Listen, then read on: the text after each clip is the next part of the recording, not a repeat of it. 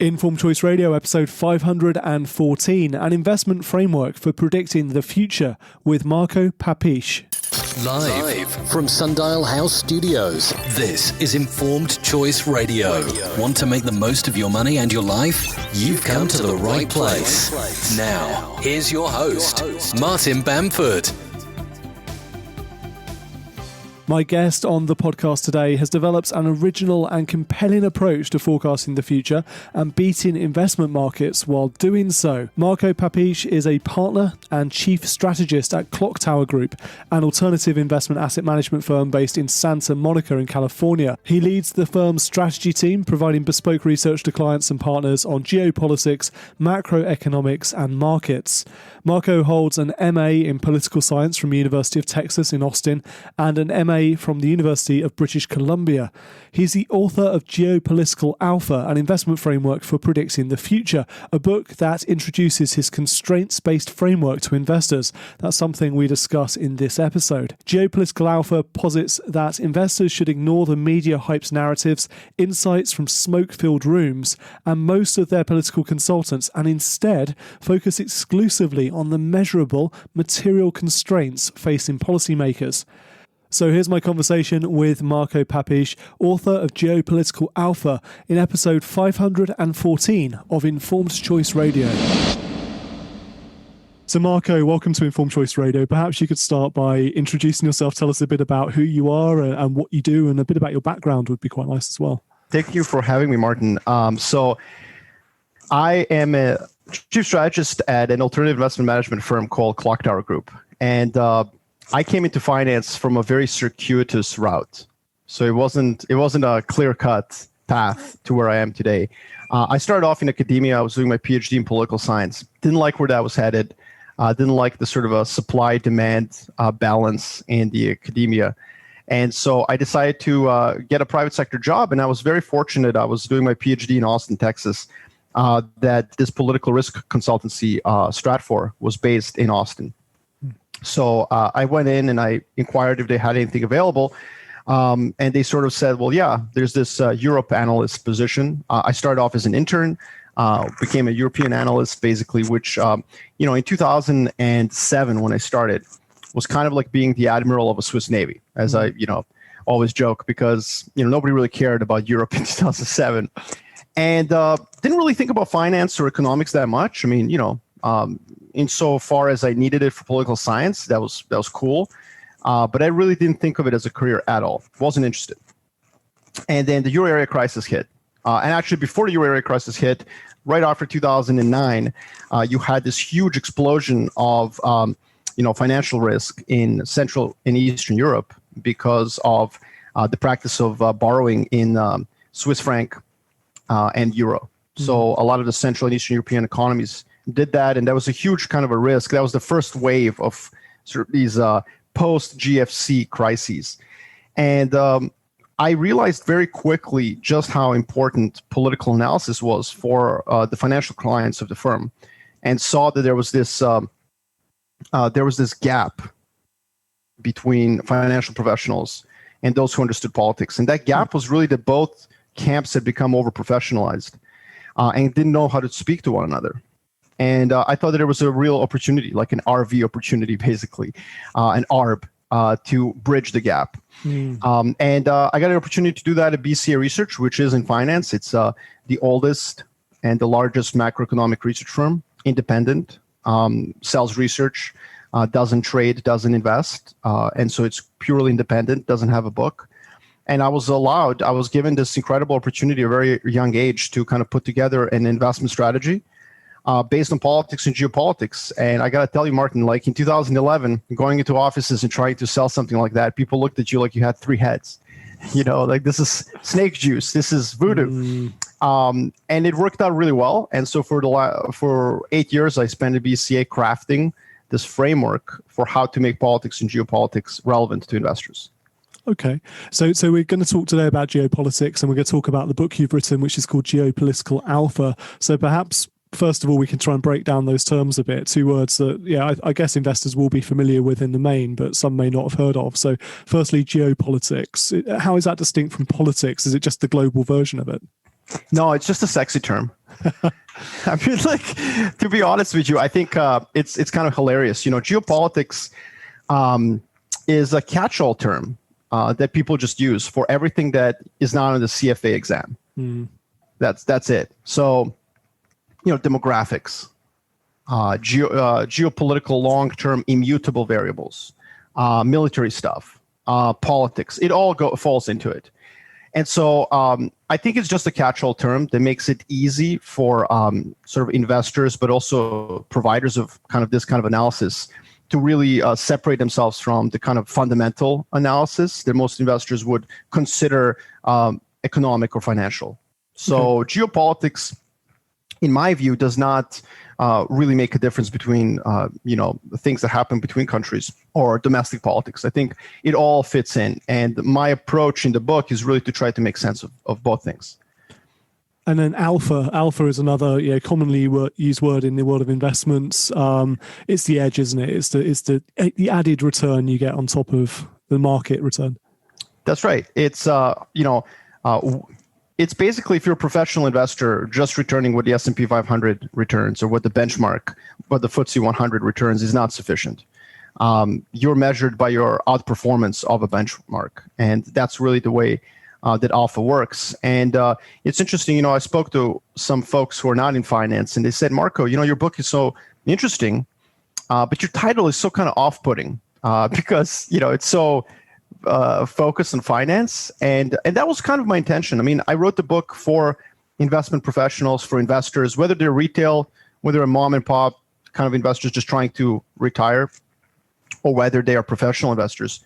The book is really there to empower them to make sense of politics, geopolitics, and the world outside of finance and economics. And I'm comfortable with that. I mean, that's what I was targeting. But it was funny because my wife, when I first told her the title, her reaction was like, oh, well, that's a bit arrogant, isn't it?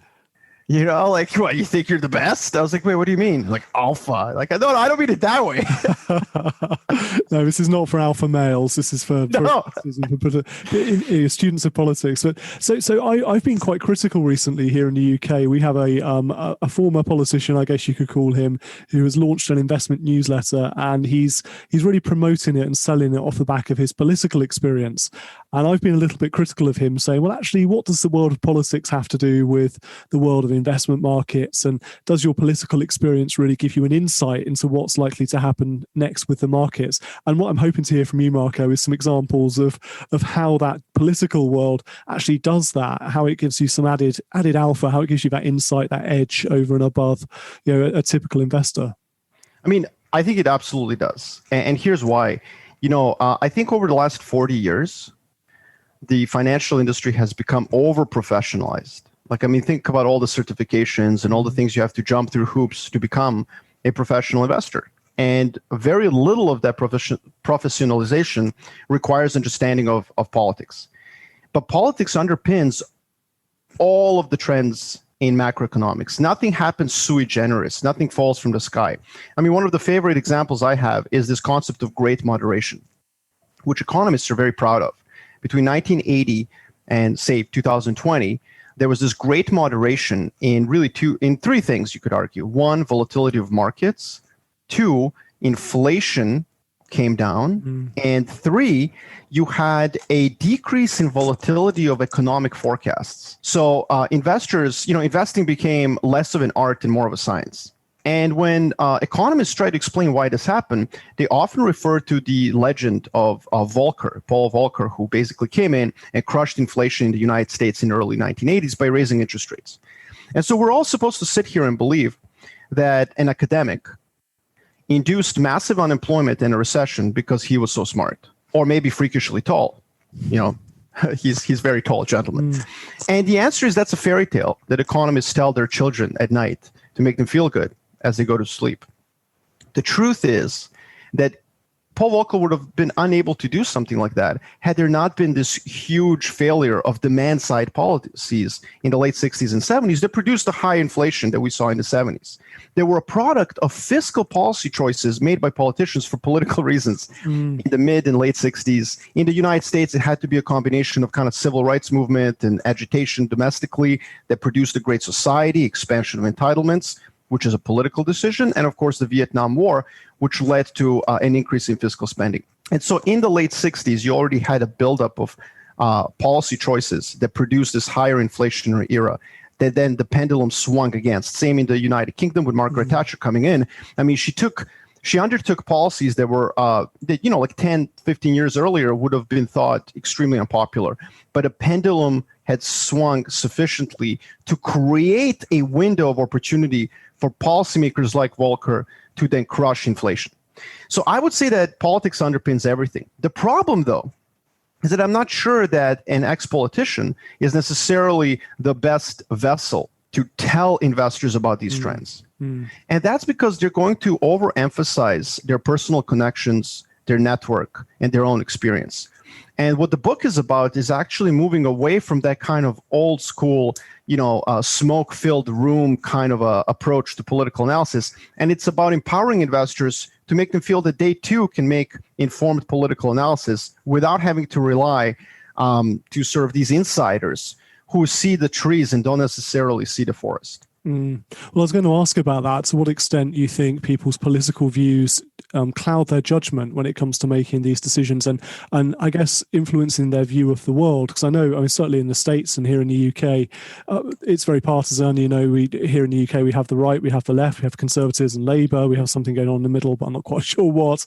You've got Trump and Biden going on at the moment in the US. So is it possible to take a completely impartial view of these geopolitical issues as you overlay them against the economic picture, against your personal finances, or will we always be clouded by our beliefs, our political beliefs? Well, the book is about, one of the messages that I try to espouse in the book is that we need to meditate on those biases, and you need to kind of cleanse yourself. And I'm from, I was born in Yugoslavia in Belgrade, and I witnessed the country that I grew up in as a kid, and cheered for our football team and for our basketball team and so on. I saw it collapse. And so I joke in the book, you don't need to have your country collapse to be unbiased, but it helps. It certainly helps me to kind of have this very nihilist approach. And I think as an investor, you have to separate your human side from your investment side. It just has to happen. It absolutely has to happen. And I think not enough people do that. And that's why there is alpha to be picked up. I'll give you a great example. So in 2019, I was making my final round. Late 2018, I was making a final round, and this is a chapter in the book, a final round of my clients on the sell side. So I was on the sell side at BCA, and I was visiting our clients for the final time before I jumped to the buy side, where I am now. And I had this great conversation with a hedge fund manager who wanted to throw me out of the office because I walked in and I said, hey, you know what? Mexican peso has a carry relative to the Brazilian real for the first time in decades, since I could legally drink. I think this carry should be picked up. I think it's very interesting. I think Mexico is probably going to pursue, pretty conservative fiscal policy. I think the market's not pricing in. I think it's too worried about AMLO and his socialist policies. I think the market is overly bullish on Bolsonaro's sort of pro-capitalist supply-side reforms. And I think there's, a relative value play there. And the hedge fund manager's head almost exploded, and he almost threw me out because he told me, Marko, you're telling me I should go long communism and short capitalism. Right. And I just looked at him and I said, I mean, if you want to put it that way, yeah, that's what I'm telling you to do. There is value to be picked up in that trade. So I think, and by the way, that ended up being a great investment call. Peso did outperform real from late 2018 and continues to, quite frankly, be a great call going forward. And I think that the fact that people can't separate their political views or their ideological views from investing is a good thing for the rest of us who can. Right. Because you can then exploit those gaps effectively created by. And listening to that example, I would find that personally very difficult. I'm fearful of socialism. We've seen a bit of a socialist experiment in the opposition party here in the UK in recent years, and some really quite scary stuff coming through. But that ability to detach your viewpoint, to detach your beliefs from what's going on in front of you, the physical facts in the market, is quite valuable. And, I don't want to disagree with you. I mean, it's not like you should always invest in socialism. No. Obviously, this view was underpinned by a lot of research. And what that research showed was that AMLO was actually quite constrained in what he could do. And that bizarrely, he had this real long history of being quite fiscally conservative. And I mean, he was open about this. He was saying we were going to cut the public sector. We were going to do all these things to limit fiscal expansion. In fact, to this day, even after COVID, Mexico is one of the countries that has stimulated the least. You know, it's incredible. And so in other words, like, this isn't just always taking the other side of the bet. Obviously, you do your own work, you do your own homework, you're data driven, and then you produce an analysis that gives you an investment idea that is devoid of bias. As much as you what does that research look like at a geopolitical level? Because again, a lot of this is, I guess, is about opinions. It's about interpretation of what's being said, as much as what's being said and what's actually happening on the ground. Because politics is all about policy announcements. It's all about speeches, and it's about sort of promises. Whereas I guess economics and investing is more about action. Is that completely unfair, or is that reality? No, so I would say it's you're correct on the sort of prima facie way. This is the first take that people take, is exactly what you're saying. We need to move beyond that. So policy announcements, anything rhetorical, is in the realm of preferences of policymakers. Policymakers come out, like Donald Trump can come out and say, I'm going to repeal Obamacare in early 2017. Or Joe Biden is going to come out and say, I'm going to raise corporate taxes. He's not going to raise tax cuts. So these are preferences. My book is really about this. Preferences are optional. You can act on them or you don't. The world's not going to end if you don't, act on your preferences. And they're subject to material constraints. Constraints are neither optional nor subject to preferences. And so as an investor, where should you look? You should look in the sort of first derivative, not the second derivative. You should always focus on material constraints. And that's why, take, for example, the fear that Joe Biden, if he were to win, and if Senate flips to the Democratic Party, that there's going to be corporate tax increase next year from 20% to 28%. I mean, that's a stated policy of the Democratic Party. I would say that the odds of that are very low. Why? Because there's going to be a constraint on many Democrats in the Senate, especially those in the Midwest, in centrist, more purple, more swing states. There's going to be pressure on them because if unemployment remains at 8% next year, which it probably will, might even jump back a little bit due to the pandemic, due to the lockdowns, who knows? If unemployment remains elevated, it's going to be very difficult for a centrist Democrat to, in the middle of this recovery, then jack up corporate taxes. So there is a constraint. There's a, sort of a legislative constraint to pushing that through. Whereas there isn't a constraint on Democrats to spend more money on fiscal matters. The median voter in the US is far less concerned about budget deficits. I mean, in the UK as well, or anywhere else in the world. And so what I see next year, if you have this blue wave, which many would have bet against because of, as you said earlier, it brings up this sort of fear of socialism. What I would say is that the actual probability set is skewed towards upside, because what we know for a certain is that there's very little constraint to spending more money and ginning up the economy in 2021, but there is considerable constraint to actually raising corporate taxes. And so that creates an interesting dynamic where I would bet that the blue wave could actually be quite stimulating for the markets over the next 12 to 18 months. No, that all makes sense. I mean, one of the things as financial planners we're very careful not to do is make predictions about the future, because none of us have got crystal balls. But how much of this relies on your ability to think what's likely to happen next, and how much of it is what's actually happening right now? Well, I think it's all probabilistic, right? So you don't so much predict the future as you create probability sets, and then you try to figure out what the market has already priced. So I was far more bullish about S&P 500 back in September when it was at 3,200. Now that it's at like 3,400, 3,500, I do think there's going to be a tactical period of perhaps more downside, because I think the market has kind of figured out my point. So my view that the blue wave in the United States would actually be stimulative and positive for the markets is not as sexy anymore. I mean, let's use that term. It's not as alpha generating, because the market seems to have already figured it out. The way I always think about this is this: the market is constantly constantly pricing in political probabilities. Probabilities of more fiscal spending, probabilities of central bank independence being eroded, probability of this or that, governance changes. And I think our job as investors is to be respectful of what the market thinks and then to figure out whether we're going to bet against it. It's very similar to the way sport betting works. The market is the bookie. The market is setting the line for a particular sporting event, and your job is to either take the under or the over, or if you think the line is really well set, then maybe don't touch it. Maybe there's no alpha to be generated. The point of the book is really about that. It's about kind of thinking about, how do we do homework and how do we check whether the market has set the probability of a political event correctly. A great example of where the market has massively missed is Brexit. So the market set the probability of Brexit, I would say, about 30%. So even if you thought that Brexit was not going to happen, well, actually, I would say it was like 20, 25%. So the market thought Brexit probability was 20, 25%. But let's say you thought it was 40. So you still don't think it's going to happen. You still think Brexit will not happen, but you think the probability is higher than what the market is pricing in. You probably want to put on some puts. You probably want to put some currency hedges. You want to short the pound in anticipation, because if you're wrong, there's a little upside. Yep. The market had already priced it.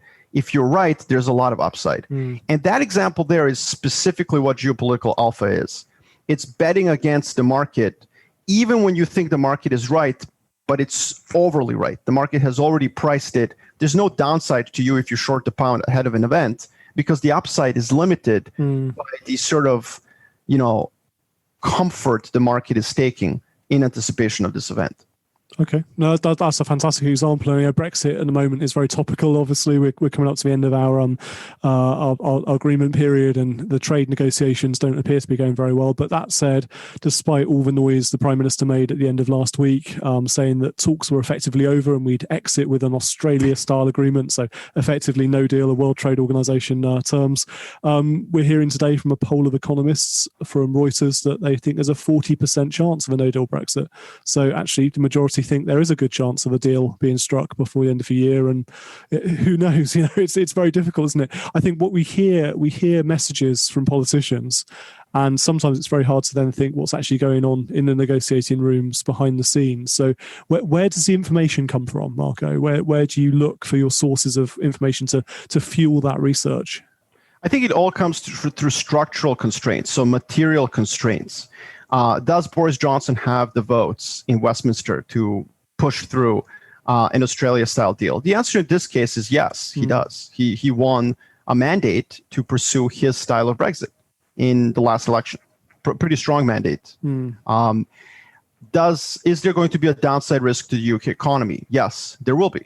More importantly, will there be a political risk domestically over the next 12 to 36 months with Scottish independence? The answer is yes, absolutely.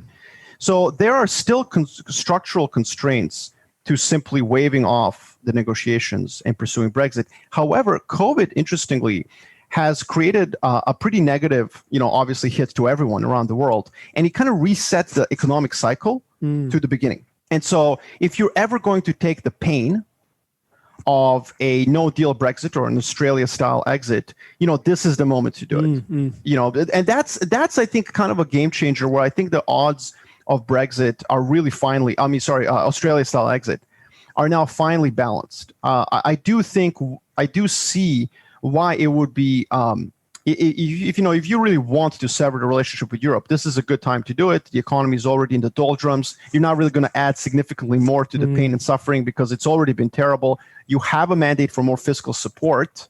So it's not like you're going to be covering your own tracks by stimulating because you failed in negotiations. It's because of COVID. There's all sorts of reasons why in this particular moment, sort of a hard Brexit probability is pretty high. But I do think that structural constraints still exist. And one thing that we know is that when they talk about these negotiations, same with phase 4. I mean, you saw it with President Trump here in the US with phase 4 stimulus negotiations. It's over. It's not. Now he wants more than Nancy Pelosi this morning. The rhetoric that you read in the newspapers is meant to move the markets so that policymakers help themselves in negotiations. And so I still think that the 40% probability is a good one. So 60-40%. I would agree with that split. I think 60% probability is probably split 30-30. So let me say what I mean. 30%, there's a deal last minute between EU and the UK.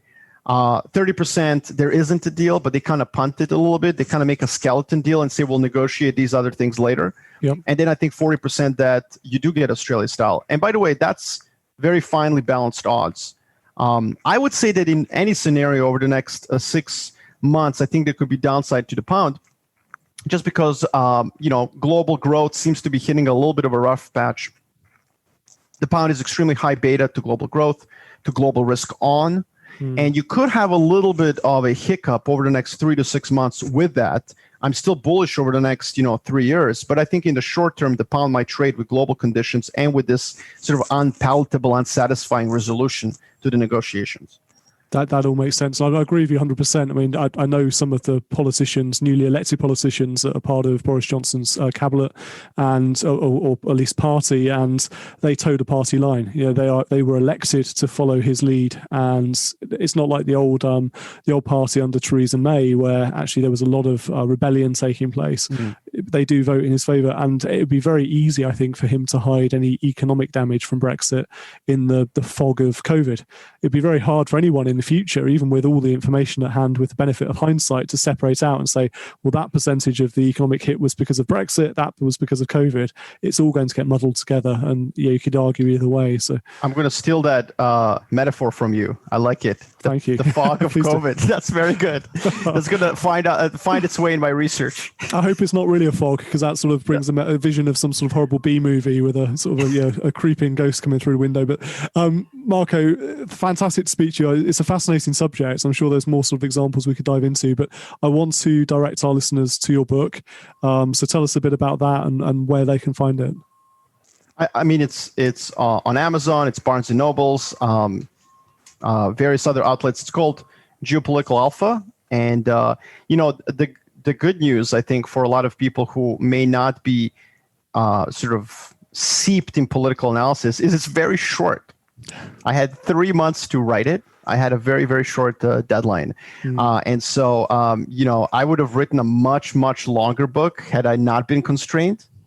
But the constraints, held back my preferences. And I think that's a really good thing for readers. Yes. I always say thank you to authors who write short books. Given the number I try and get through each year, it's always a blessing. But I'll make sure I put a link in our show notes to the book and to your website and things. So I appreciate that, Mark. It was a pleasure to chat. Thank you for your time.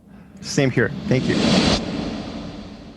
We hope you enjoyed today's episode. Do check out our show notes at icradio.co.uk for useful links, including a link to Marko's new book. It's called Geopolitical Alpha, an investment framework for predicting the future. Here at Informed Choice, our financial planners help to remove stress about money by offering a clear explanation of your choices and options. We help people just like you find the answers to the big financial questions, making sure you can live a meaningful life as a result. Please do subscribe to Informed Choice Radio in your favourite podcast player to get a notification each time a new episode is published. If you enjoy listening to our podcast, please consider leaving us a written review or a star rating. You can listen to the entire back catalogue of more than 500 podcast episodes at icradio.co.uk and find out more about Informed Choice at icfp.co.uk. Thank you again to Marko for being our guest today. I thoroughly enjoyed that conversation. Our producer for this episode was Emma Hill, and our editor is James Spooner. Until next time, I'm Martin Bamford, and this is Informed Choice Radio. And remember, when it comes to your money, the more you know, the faster it can grow.